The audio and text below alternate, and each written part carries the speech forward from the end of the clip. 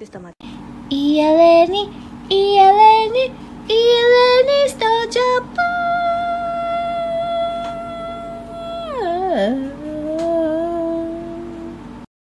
Γεια σας!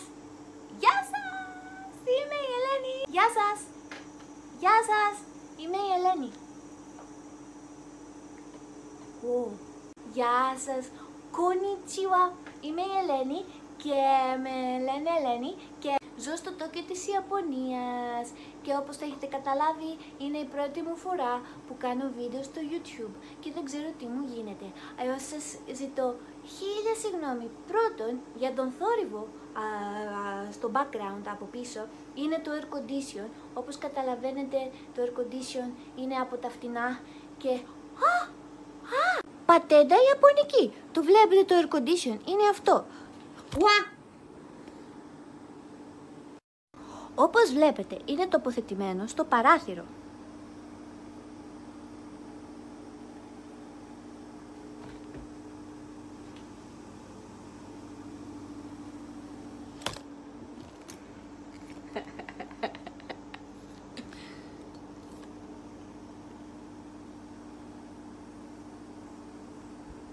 Και αν με ρωτάτε γιατί, θα σας πω αμέσως. Οι Ιάπωνες σκεφτήκανε αυτή την πατέντα για αυτούς που νοικιάζουν σπίτια φτηνά ή παλιά που δεν έχουν μέσα air condition. Δεν μπορείς να τα νοικιάσεις με το air condition πακέτο, πρέπει να αγοράσεις το δικό σου. Έτσι ώστε για να μην χρειαστεί να κάνεις τρύπες στον τοίχο, το τοποθετείς στον παράθυρο και όλα είναι μια χαρά. Τέλος πάντων, όπως καταλάβατε, η ζωή εδώ είναι λίγο διαφορετική από ό,τι είναι στην Ελλάδα. Και η αλήθεια είναι, εκεί που καθόμουν μία μέρα και απλά κολοβάραγα και έβλεπα βιντεάκια στο YouTube, μου ήρθε αυτή η φαϊνή ιδέα να κάνω κι εγώ, να γίνω κι εγώ ένας YouTuber, ρε παιδί μου. Έπεσα πάνω σε έναν YouTuber, ο οποίος μιλούσε για την Ιαπωνία. Στα αγγλικά, ήταν από τη Μεγάλη Βρετανία, ήρθε εδώ, άρχισε να κάνει YouTube βίντεο και έγινε διάσημος. Και λέω, φυσικά εμένα δεν με ενδιαφέρει, δεν με αφορά να γίνω διάσημη. Αλλά σκέφτηκα, υπάρχει Έλληνας που κάνει το ίδιο. Υπάρχει κάποιος ο οποίος μοιράζεται τις εμπειρίες του, που ζει εδώ και μοιράζεται τις εμπειρίες του με όλους εσάς στην Ελλάδα, στην πατρίδα. Και το ψάξα και δεν βρήκα τίποτα. Υπάρχουν πολλά άτομα τα οποία έχουν έρθει εδώ ως τουρίστες, ως επισκέπτες και έχουν ανεβάσει στο YouTube βίντεο από τα αξιοθέατα που επισκέφτηκαν, το φαγητό που δοκίμασαν. Η αλήθεια είναι πως δεν βρήκα κάποιον YouTuber Έλληνα ο οποίος ζει εδώ και μοιράζεται μέσα στην Ελλάδα τις εμπειρίες του και τη ζωή εδώ, γιατί κατά ψέματα τα πράγματα είναι πολύ διαφορετικά από ό,τι είναι στην Ελλάδα. Και είναι διαφορετικά και με έναν ενδιαφέρον τρόπο και με έναν μην ενδιαφέρον τρόπο. Και όταν εννοώ διαφορετικά δεν εννοώ με την άποψη ότι είναι καλύτερα εδώ ή χειρότερα εκεί ή χειρότερα εδώ και καλύτερα εκεί. Δεν θέλω να συγκρίνω καταστάσεις, απλά για αυτά τα πολύ ενδιαφέροντα στοιχεία για την Ιαπωνία θα ήθελα να τα μοιραστώ μαζί σας και να συζητήσω μαζί σας οτιδήποτε στερεότυπα έχετε ακούσει, οτιδήποτε διάφορες πληροφορίες ή πράγματα που έχετε ακούσει και θέλετε να μάθετε αν είναι αληθινά. Φυσικά δεν είμαι ο φωτεινός παντογνώστης και δεν τα ξέρω όλα, αλλά σίγουρα ζώντας εδώ έχω κάποιες εμπειρίες τις οποίες μπορεί κάποιος μόνο διαβάζοντας ή ακούγοντας τα νέα να τις αντιλαμβάνεται αλλιώς. Να σας πω και ένα μυστικό. Ο σύζυγός μου είναι Ιάπωνας. Ήρθα εδώ το 2016 και μετά από έναν μήνα γνώρισα τον Τακέσι. Παρεπιπτόντως, από εδώ και πέρα θα αναφέρομαι στον σύζυγό μου με το όνομά του, θα λέω ο Τακέσι. Γιατί έτσι τον λένε. Αυτό. Τακέσι. Έφτασα λοιπόν στο Τόκιο το 2016. Πριν ζούσα στο Λονδίνο. γενικά λείπω από την Ελλάδα κοντά 13 χρόνια. Ναι, και στο Λονδίνο ήταν εκεί που άρχισα να ενδιαφέρομαι γενικά για την Ιαπωνία μέσω των άνιμε. Για όσους δεν ξέρουν, τα άνιμε είναι τα κινούμενα σχέδια τα οποία δημιουργούνται εδώ στην Ιαπωνία. Άνιμε είναι το short for animation. Άνιμε, animation. Animation σημαίνει κινούμενα σχέδια. Για κάποιοι από εσάς μπορεί να γνωρίζετε ότι τα άνιμε εδώ στην Ιαπωνία είναι μια τεράστια βιομηχανία. Παράγονται εκατοντάδες χιλιάδες άνιμε την εβδομάδα. Βασικά η πλειοψηφία, κατά τη γνώμη μου, είναι βλακίες, αλλά υπάρχουν και μερικά άνιμε τα οποία είναι αριστουργήματα. Και θα ήθελα πάρα πολύ να συζητήσω μαζί σας για τα άνιμε σε κάποια από τα βίντεο μου. Όσοι έχετε απορίες ή θέλετε να σας προτείνω κάτι ή όσοι θέλετε να προτείνετε κάτι σε μένα, γιατί είμαι σίγουρη ότι όσοι ασχολούνται με τα άνιμε το ψάχνουν πολύ όπως το έκανα και εγώ, και είναι ένα πάρα πολύ ενδιαφέρον θέμα για να επεκτείνουμε και να συζητήσουμε. Επίσης μέσω των άνιμε έμαθα τη γλώσσα. Στην αρχή ήμουνα λίγο διστακτική γιατί νόμιζα ότι τα ιαπωνικά, ως τελείως άσχετη κι εγώ, γιατί δεν ασχολούμαστε και πολύ με την Ασία στην Ελλάδα, έτσι, και ας παραδείχτουμε, δεν είμαστε και πολύ. Τι Κίνα, τι Ιαπωνία, το ίδιο και αυτό δεν λέμε. Ήμουνα κι εγώ από αυτά τα χάπατα. Χίλια συγγνώμη που είπα χάπατα, αλλά μερικές φορές όταν κάποιοι δεν καταλαβαίνουν τη διαφορά μεταξύ Κίνας, Ιαπωνίας ή τα βάζουν όλα σε ένα τσουβάλι, Κίνα, Ιαπωνία, Κορέα, λίγο μου ανάβουν τα λαμπάκια. Με συγχωρείτε πάρα πολύ.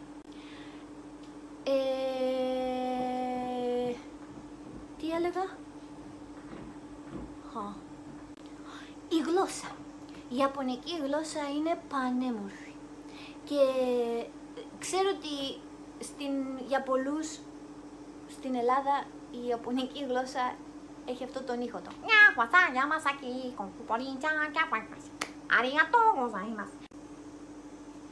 Όχι. Όχι. Είναι όπως σαν να λέμε ότι όλοι οι Έλληνες μιλάνε σαν αυτούς που πουλάνε καρπούζια με τις καρότσες. Έλα πάρε. Έτσι μιλάνε όλοι. No. Μην ακούτε τις διαφημίσεις και τις ταινίες του Κουροσάβα. Στις ταινίες του Κουροσάβα είναι ωραία τα Ιαπωνικά γιατί είναι τα αρχαία, τα παλιά τα Ιαπωνικά, οπότε είναι λίγο έτσι ποιητική γλώσσα. Σίγουρα υπάρχει έμφαση, όπως υπάρχει και η έμφαση στο αρχαίο ελληνικό δράμα. Η αλήθεια είναι ότι αυτό είναι που εμένα μου κέντρισε πολύ το ενδιαφέρον.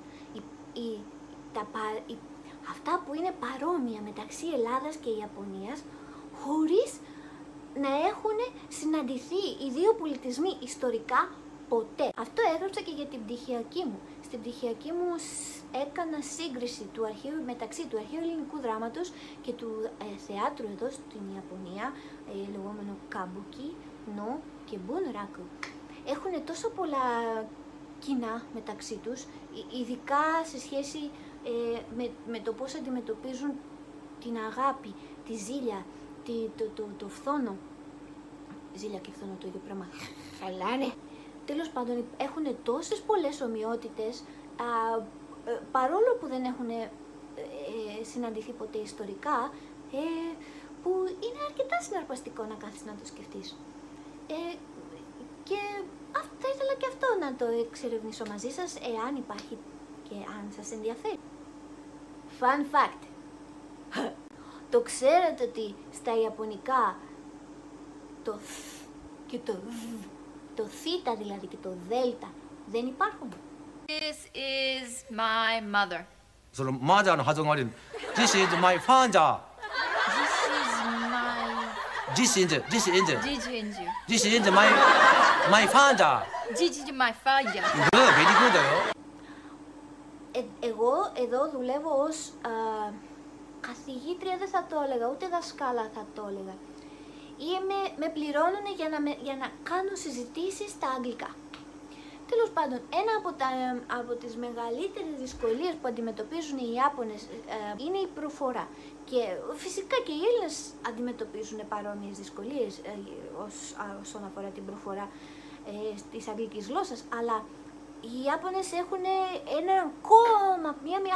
μία 10 περισσότερες δυσκολίες, διότι δεν μπορούν να προφέρουν κάποια σύμφωνα, όπως είναι το θ, το δ, το λάμδα και το ρο. Δεν μπορούν να καταλάβουν τη διαφορά μεταξύ του λου, όπως λέμε λάμπ, λάμπα, και του ρ, όπως λέμε right ή ρόδα. Δεν μπορούν να την καταλάβουν. Πολύ ενδιαφέρον.